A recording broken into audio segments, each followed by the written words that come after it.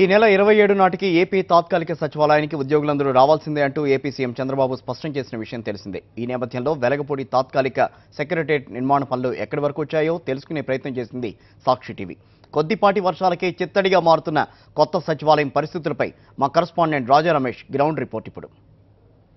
అమరావతి ప్రాంతంలో రాష్ట్ర ప్రభుత్వం నిర్మిస్తున్న తాత్కాలిక రాజధాని పనులను ఈ నెల 27వ తారీఖు తోటి పూర్తి చేయాలని చెప్పి ముఖ్యమంత్రి ఆదేశాలు జారీ చేశారు. ఈ మేరకే 27వ తారీఖు వరకు మొత్తం సెక్రటేరియట్కి సంబంధించిన 2700 మంది ఉద్యోగులందరూ కూడా తరలి రావాల్సిందిగా ఆయన సూచనలు కూడా చేశారు. అయితే ప్రస్తుతం మనం అమరావతి తాత్కాలిక రాజధాని జరుగుతున్న వెలగపూడి ప్రాంతంలో ఉన్నాం. ఈ ప్రాంతంలోని ఇక్కడ కనిపిస్తున్న నిర్మాణాలే తాత్కాలిక సచివాలయానికి సంబంధించిన నిర్మాణాలు. మొత్తం 6 బ్లాకుల కింద ఈ నిర్మాణాలని ప్రారంభించారు. అయితే ఈ 6 బ్లాకుల్లో ఒక్కొక్కటి కూడా 1,00,000 చదరపు అడుగులకు సంబంధించిన నిర్మాణాలు చేపట్టడానికి 2 అంతర్జాతీయ సంస్థలు కూడా అందజేశారు. ఎల్ఎన్టీతో పాటు షాపోజీ పల్లోజీ కంపెనీ కూడా ఈ మొత్తం నిర్మాణాలను కూడా చేపట్టింది. అయితే వీటికి సంబంధించి ఇప్పటివరకు జరుగుతున్న పనులను చూస్తే మాత్రం ఇంకా చాలా కనీసం ఒక 2-3 నెలల వరకైనా కూడా ఈ నిర్మాణం పూర్తయ్యే అవకాశాలు లేదన్నట్టుగా కనిపిస్తూ ఉంది. దీనికి సంబంధించి నిపుణులు చెప్తున్నది అయితే కనీసం పూర్తి స్థాయిలో ఈ పనులన్నీ కూడా పూర్తయ్యి ఉద్యోగులు హైదరాబాద్ నుంచి తరలి వచ్చి ఇక్కడ పనులు నిర్వహించాలి అని అంటే ఖచ్చితంగా మరికొంత సమయం పట్టే అవకాశం ఉందని నిపుణులు కూడా చెప్తున్నారు. అయితే దీనికి భిన్నంగా రాష్ట్ర ప్రభుత్వం మాత్రం 27వ తారీఖు వరకు ఖచ్చితంగా ఈ పనులన్నీ కూడా పూర్తవుతాయని చెప్తుంది. దీని మీదనే అందరిలో కూడా సందేహాలు వ్యక్తమవుతున్నాయి. ప్రస్తుతం చాలా వరకు కూడా ఇంకా అసంపూర్తి నిర్మాణాలనే మనకు కనబడుతూ ఉన్నాయి. దాదాపుగా 700 మంది కార్మికులు రాత్రింబగళ్ళు కూడా పనిచేస్తూ ఉన్నారు. అయినప్పటికీ కూడా ఈ పనులు ఎంత వేగవంతంగా చేయాలని చూసినప్పటికీ కూడా ఈ పనులకు సంబంధించి కొంత జాప్యం జరిగే అవకాశమే కనిపిస్తుంది. దీనికి తోడు గత 2-3 రోజులుగా కురుస్తున్న వర్షాలకే మొత్తం ఈ వెలగపూడి ప్రాంతంలో ఏదైతే ఆ తాత్కాలిక సచివాలయం నిర్మాణం జరుగుతున్న ప్రాంతం ఉందో ఆ ప్రాంతం అంతా కూడా పూర్తిగా నల్లటి రేగడి మట్టితో కూడుకున్న ప్రాంతం. ఇదంతా కూడా కొద్దిపాటి వర్షాలు కురిసినప్పటికీ కూడా మొత్తం భూమి అంతా కూడా బురదమయంగా మారి కనీసం రాకపోకలు కూడా నిలిచిపోయాల్సిన పరిస్థితి ఏర్పడింది. చాలా వరకు చూస్తే ఇక్కడ భారీ యంత్రాలు కూడా ఈ బురదలోకి మునిగిపోయి ఆ బురదలో చిక్కుకుపోయిన పరిస్థితి కనిపిస్తుంది. బురదలో చిక్కుపోయిన భారీ యంత్రాలని కూడా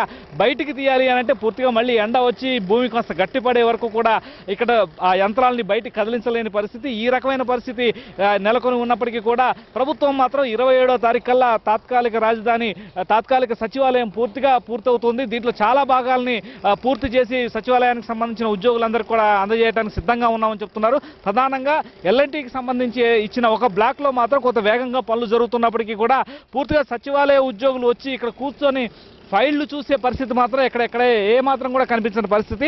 ఇంకా కూడా సీలింగ్ పనులు జరుగుతూనే ఉన్నాయి. లోపల సిమెంట్ వర్క్ ఇంకా జరుగుతూనే ఉంది. ఇంకా దీనికి సంబంధించిన ఎలక్ట్రిఫికేషన్ కానీ పూర్తి స్థాయిలో అగ్ని నిరోధక మార్గాలను వేయడంలో కానీ ఇంకా పనులు జరుగుతూనే ఉన్న పరిస్థితి. మరోవైపున భూమి వర్షానికి పూర్తిగా బురదమయం అవుతున్నప్పటికీ కూడా దాని మీద ఇసుక అదేవిధంగా సిమెంట్ రబ్బీస్ లాంటి వాటిని కూడా చల్లి రాకపోకలు భారీ వాహనాలు ఈ నిర్మాణ ప్రాంతానికి రావడానికి అవసరమైన రాకపోకలు కల్పించడానికే ప్రయత్నాలు జరుగుతున్న నేపథ్యంలో ఏ రకంగా ఇది అంత త్వరగా పూర్తవుతుందనే సందేహాలు అందరిలో కూడా వ్యక్తమవుతున్నాయి. ప్రధానంగా తాత్కాలిక సచివాలయానికి సంబంధించినంత వరకు చూసినట్టయితే 2015 అక్టోబర్ 22వ తారీఖున ప్రధానమంత్రి మోడీ తోటి ఉద్దండరాయపాలెం అంటే వెలగపూడి గ్రామానికి సమీపంలో ఉన్న ఉద్దండరాయపాలెంలో శంకుస్థాపన కార్యక్రమాన్ని నిర్వహించారు. ఆ తర్వాత 2015లో సిఆర్డీఏ నుంచి మాస్టర్ ప్లాన్ని విడుదల చేయడం జరిగింది. అదేవిధంగా 2016 ఫిబ్రవరిలో ఈ మాస్టర్ ప్లాన్ని పూర్తిగా ఏ రకంగా అంటే కోర్ క్యాపిటల్ ఎక్కడ ఉండాలి, సచివాలయం ఎక్కడ ఉండాలి, దీంట్లో అసెంబ్లీ భవనాలు ఎక్కడ వస్తున్నాయి, అదేవిధంగా హైకోర్టు నిర్మాణం ఎక్కడ జరుగుతుంది, వీటికి సంబంధించిన తుది ఖరారుని నిర్వహించడం జరిగింది. అయితే 2016 మార్చిలో మొత్తం 900 ఎకరాల్లో పూర్తి స్థాయిలో ఈ నిర్మాణాలు కూడా చేపట్టాలని చెప్పి మొత్తం 3 అంతర్జాతీయ సంస్థలకు పిలిచి వాటిని డిజైన్ కూడా చేయించడం జరిగింది. ఆ డిజైన్లలో మాకే సంస్థకు సంబంధించిన డిజైన్లు ఖరారు చేస్తున్నట్టుగా ప్రభుత్వం ప్రకటన కూడా చేసింది.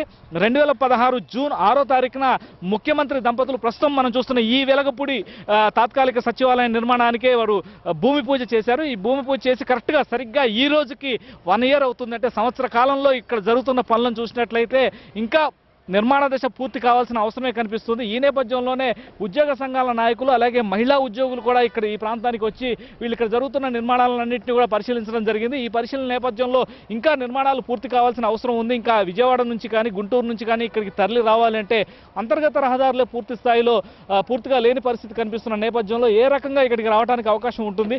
అదేవిధంగా నిర్మాణ పనులు కూడా పూర్తిగా ఇక్కడ జరగని నేపథ్యంలో ఇక్కడ కూర్చొని పనిచేయాల్సినంత వసతులు కూడా పూర్తిగా లేని పరిస్థితుల్లో ఏ రకంగా ఇక్కడికి వస్తామంటూ వారు కూడా అసంతృప్తిని ఆవేదన కూడా వ్యక్తం చేసిన పరిస్థితి ఒకవైపు కనిపిస్తుంది. మరోవైపున మాత్రం ముఖ్యమంత్రి ఈ ప్రాంతాల్లో సందర్శించిన నేపథ్యంలో ఖచ్చితంగా 27వ తారీఖున కొన్ని విభాగాలని ముందుగా వాళ్ళకి సమాచారం అందజేస్తాం, సమాచారం ఇచ్చిన విభాగాలు మాత్రం ఖచ్చితంగా ఇక్కడికి తీరాల్సిందే. తన కార్యాలయం కూడా సంబంధించిన ఛాంబర్ కూడా పూర్తయిన నేపథ్యంలో 27వ తారీఖు నుంచి ముఖ్యమంత్రి కూడా ఇక్కడే ఉండి కార్యకలాపాలన్నింటినీ కూడా కొనసాగిస్తారు. ఈ నేపథ్యంలోనే ఉద్యోగులు 27వ తారీఖున ప్రాథమిక స్థాయిలోనే కొంతమంది ఇక్కడికి వచ్చే అవకాశం కూడా ఉందని చెప్తున్నారు. ఆ తర్వాత అంటే నిర్మాణాలు ఇంకా పూర్తి కాని నేపథ్యంలో దశల వారీగా ఉద్యోగులందరినీ కూడా మరికొంత సమయం తీసుకొని అయినా సరే ఇక్కడికి తరలిస్తామని చెప్తున్నారు. అయినప్పటికీ కూడా ఈ నిర్మాణాలు పూర్తి కావాలంటే కనీసం 3 నెలలు పడుతుందని నిపుణులు చెప్తున్న నేపథ్యంలో అటు ఉద్యోగ సంఘాల్లో కూడా ఒక రకమైన ఆందోళన వ్యక్తం అవుతుంది. విజయవాడ నుంచి ఇక్కడికి రావాలి అంటే కనీసం 25 కిలోమీటర్ల దూరం ఉంటుంది. ఈ పూర్తిగా రహదారులు చాలా చోట్ల బురదమయంగా మారిన పరిస్థితుల్లో కనీసం తాత్కాలిక సచివాలయానికి రావడానికే అంతర్గత రహదారులు పూర్తి కాని పరిస్థితుల్లో ఇక్కడికి వచ్చి పనిచేసేందుకు ఏ రకమైన అవకాశం వెసులుబాటు మాకు కల్పించిందో ప్రభుత్వం స్పష్టం చేయాలని అటు ఉద్యోగ సంఘాల నుంచి కూడా డిమాండ్ వ్యక్తమవుతోంది. వెలగపూడి నుంచి వీడియో జర్నలిస్ట్ రామకృష్ణారెడ్డితో రాజా రమేష్, సాక్షి టీవీ.